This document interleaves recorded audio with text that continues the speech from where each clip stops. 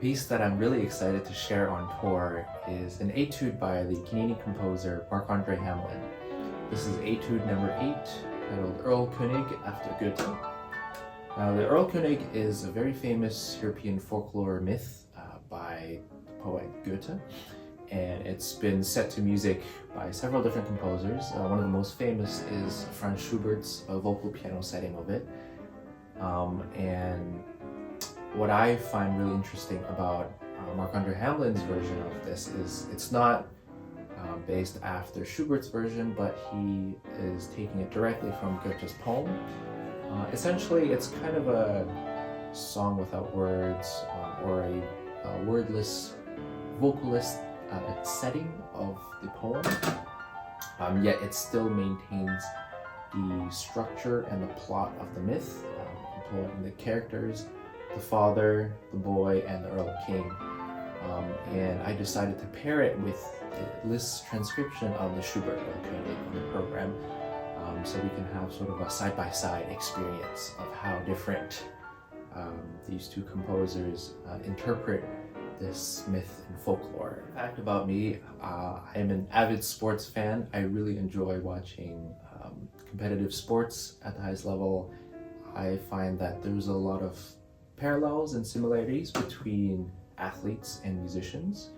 One of the facts is that we are both training and developing and targeting very specific muscles, and training and probably overusing more than the average human is intended to use our muscles. So for pianists, we focus a lot on our arms and our hands and our shoulders, and feet sometimes, but we are training and developing very targeted areas of our body, and perhaps using them more than the normal human would, if we're practicing hours a day, such as an athlete would train every day. And also we're both called to perform at a very high pressure, in high pressure environments.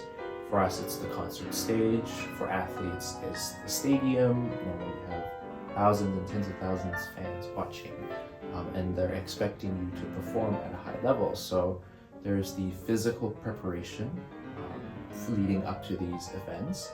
There's also the mental preparation. For us, especially pianists, we have to memorize most of our solo repertoire and deal with stage nerves, as well as being the one to take command in order to perform at the highest ability. For athletes, is again performing at their physical peak, and I find that along with the physical training, a lot of the mental training is really important.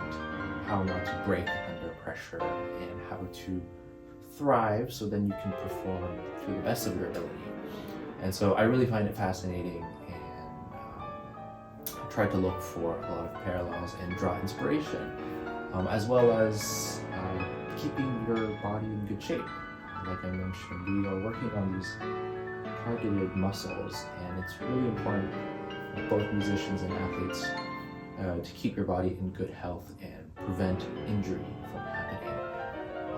Now, it's inevitable that injuries can happen, whether it's related or not, but also the journey of recovery, how to train while you're recovering from an injury, and how do you perform after.